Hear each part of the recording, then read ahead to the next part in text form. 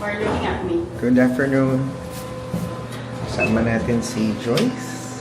Ayan, at saka si Clark. O, diba? Ang mag-inang naka-glasses. Because it's summer! Taas ang sikat ng araw. Medyo hindi tayo nakapag long-form content. Kulang tayo ng isang upload this week. Dahil may kasakit ang lolo, no? Anyway, eto, medyo recovering na. Kaya dadali namin kayo ulit sa GUV. Another attempt para makapag-buffet ng karne. Ang naiisip ko lang ang sad dun is magluluto na tayo. Hindi agad readily available yung pagkain.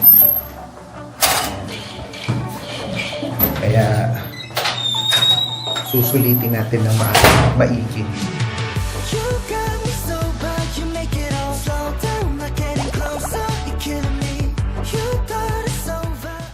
Guys, finally nandito na tayo sa GUV. Pagkatagal-tagal na inantay. 1 week namin inantay kasi last time, kalain mo 3 hours. Ilan 3 hours ba? 3 hours ang waiting. Ito yun na siya. Sauce. Ayan. Pinakadami na namin yung order namin sa isang bagsakan. And then we'll see. Pakita ko sa inyo mamaya pa nagluluto na kami.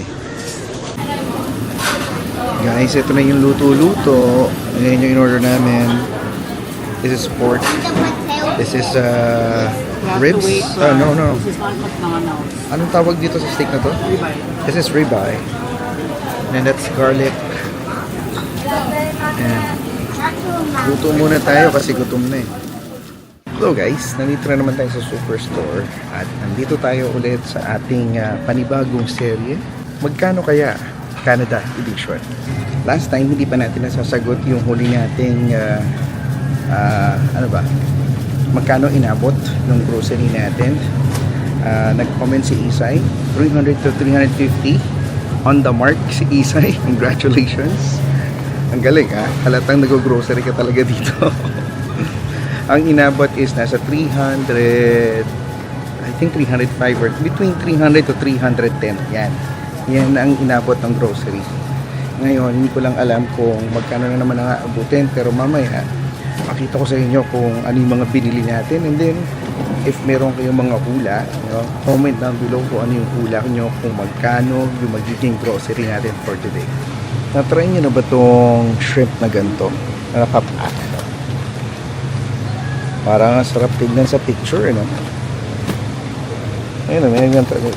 Pacific shrimp. White shrimp. Magkano siya? $6. For 400 grams. And then ito naman 800 grams. Ang price niya is $14.99. Nagpapaka-healthy na rin kasi tayo eh. Iwas na tayo less on the meat, more on seafood, pero sana iwas din sana ng shellfish. Kasi alam mo naman, pagka nag-aantabay ka na ng cholesterol, iwas tayo sa mga may shell. Yan, tsaka yung mga may madadaming paa, bawal sa atin yan. Ito yung mga karne. Grabe ang liliit na ng cut, $10. Yung club size, hindi ganito dati, $35.53. Ang liliit na, grabe. Ayan wow, 62.72. Kasi makapal. Wow. Dati ganito. 74 na to. Grabe. Total sa Price Mart naman kami talaga bumibili ng karne. Doon na lang.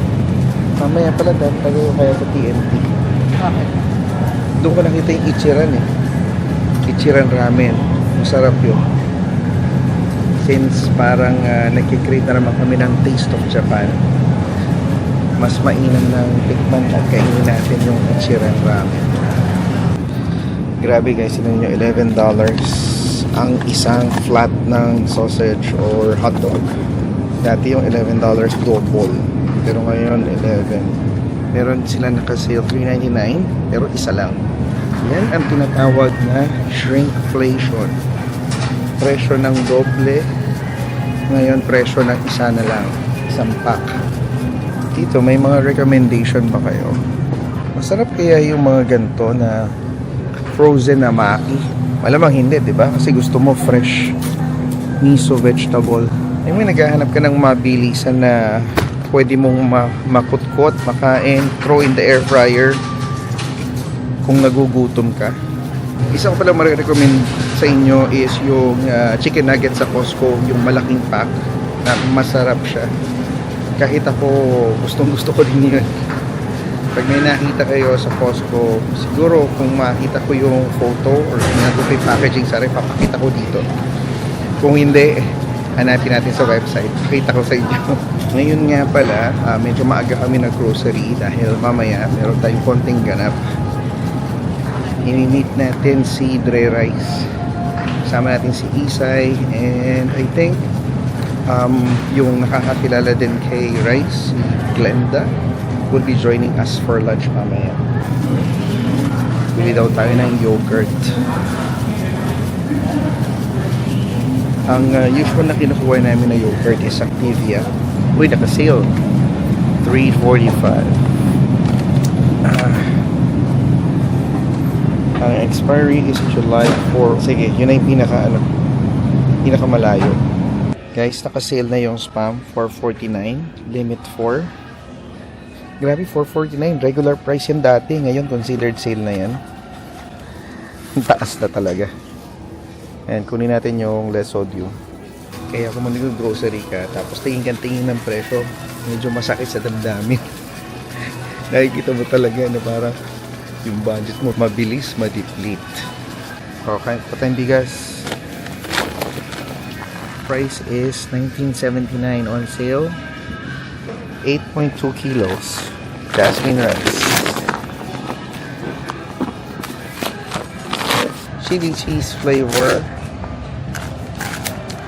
Can we try? Yes, let's try. Oh, naiiyak na po si Joyce.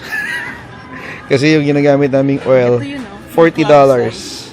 Anong difference? $39.99. Club size na lang. $30. Lang eh. No? Extra virgin. Parehong extra virgin. Pero malamang depende sa gawa to. Kung saan ginawa. Yun ang tanong.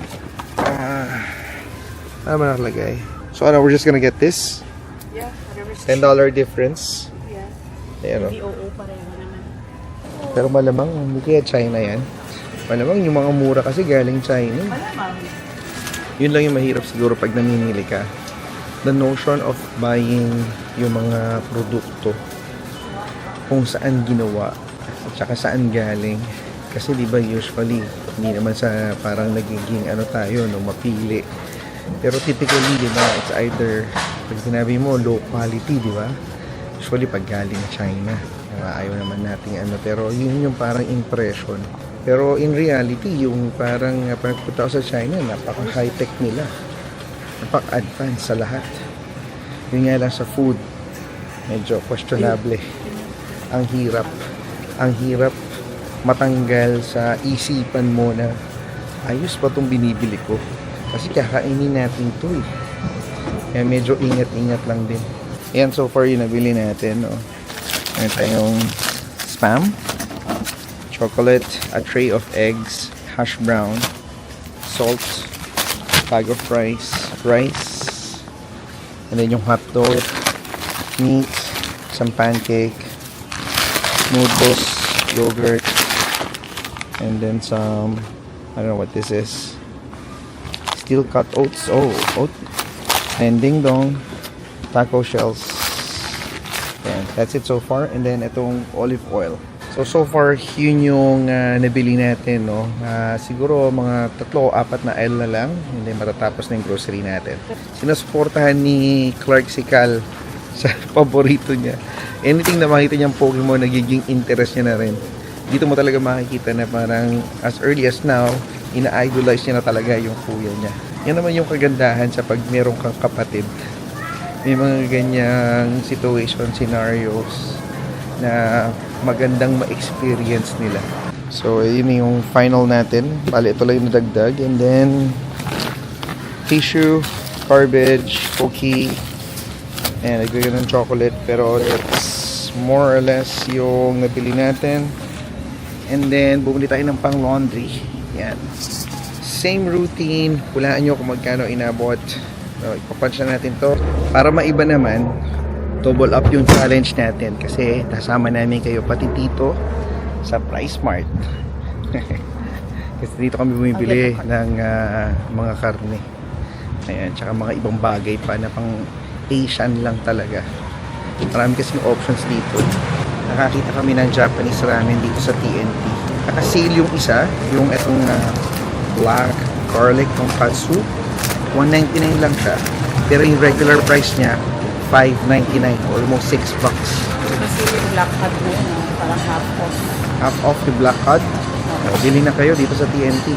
$12.99 per pound lang dati, 26. 12 versus 20 per pound. Mura yun. Adobo po, sir. No. Mataas sa uric yun eh. Di ba guys, mataas sa uric yung puset. Sabi nga nila, the more yun, hindi ko alam, cholesterol ba yun o uric? Basta alam ko, the more feet, the more bad it is for you. Ayan, yung mga shrimp, di ba? Ayan, bawal yan. Lalo na, shellfish pa yun. Ilan yung kinain natin na parang chili? Ano? Ayun, pork chop. Oh, ano pang bibili? Sa kabila, carne? Chinese pa. Ay, asparagus ba dito? Wala kanina eh. Oo. Pili daw tayo ng asparagus. Ayan. Hanapin natin kung nasaan. Ang tanong, meron bang asparagus? Kasi sa superstore, wala eh. Nung naghanap kami kanina, wala. Puro bok choy, broccoli, lettuce. Oh, here. Oh, ang dami naman masyado. Asparagus. Kano kaya to? Eggplant. It's a lot. What's that? That's organic ba? Hindi? Wala sa kabila. That's a lot. Do you want it? Sige. Ano yan? Hokkaido milk.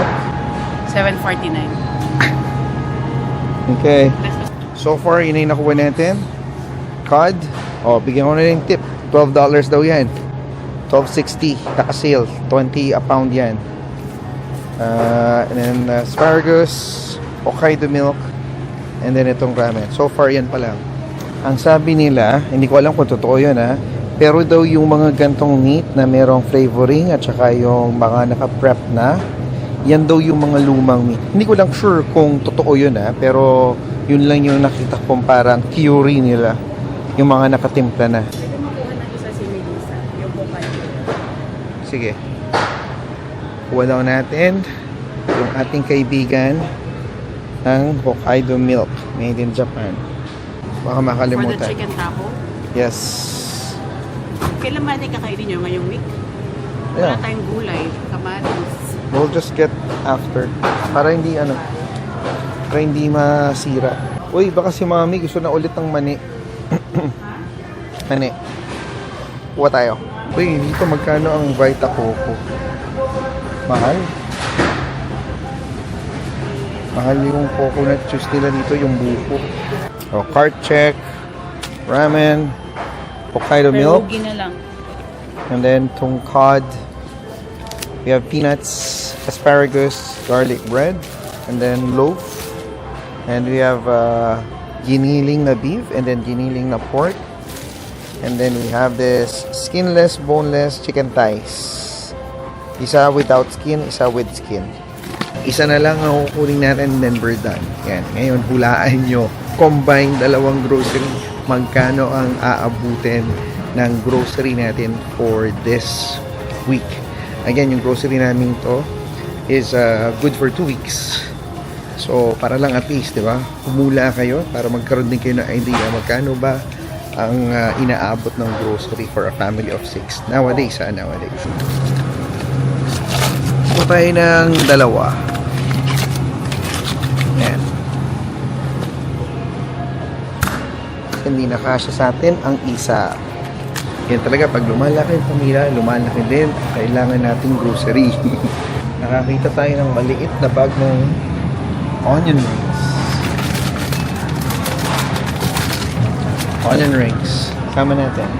Maliit na bag. chicken nuggets and pierogi. Nadagdagan ang ating binili. Ano na siya? Pierogies are Ukrainian, ano? Dish. Kala ko last item na pero may last pa pala. Oo nga, bibili pa pala tayo ng Häagen-Dazs. Hanap tayo. Sana naka-sale? Naka-sale? I prepared. Dalawa na yun. Pero baka bago sila dumating, ubos na to. Parang feeling ko nga. Wala bang mas malaki? Na ganito, wala. Yeah. It's all back of, ano. O let's just buy na lang pagkadating nila. And next time na lang siguro sa Wednesday para at least mabawasan din yung laman ng ating freezer bago tayo bumili ng Häagen-Dazs iced tea. How I love the city of mine. It never gets me down. City of mine.